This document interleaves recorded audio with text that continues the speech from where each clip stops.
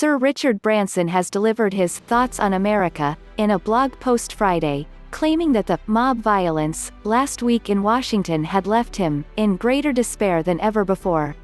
The Virgin founder criticized those who embrace the big lie of a stolen election, spreading misinformation and conspiracy theories shrouded in an idea of patriotism that rejects pretty much everything that truly makes societies and nations great, like tolerance, diversity, compassion or solidarity.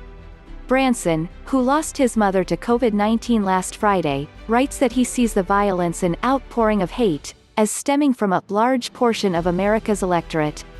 Gripped by fear of a rapidly changing world and the dismantling of privilege and power, generations of white people have come to take for granted, knowingly or not. He adds that the complexity of a modern, globalized world is daunting and overwhelming. Rather than making America work for everyone, the goal seems to be to burn it down to its foundations.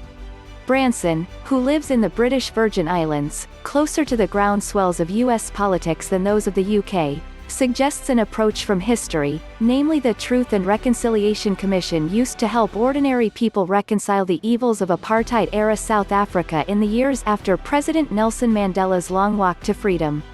President Mandela and my dear friend Archbishop Tutu knew that the only way to unite their broken and divided nation and prevent a perpetual cycle of violence and armed conflict was to start a national conversation, an honest and truthful conversation about the past, held in a spirit of reconciliation and forgiveness, he writes, adding, perhaps this is what America needs now: open, honest conversations in local communities. A collective effort to confront the past and find common ground, to see, as Bobby Kennedy put, that what unites us is greater than what divides us. He strikes a conciliatory note to the 74 million people who voted for Trump, writing, they can't be written off. They must be engaged if America and Americans are ever to understand and overcome the roots of their division. Branson, who Forbes estimates to be worth $4.9 billion, ends on a positive note for the future: America's best days can be ahead. I am hopeful that Joe Biden will be president for blue and red, willing to build bridges and ensuring that these states remain united.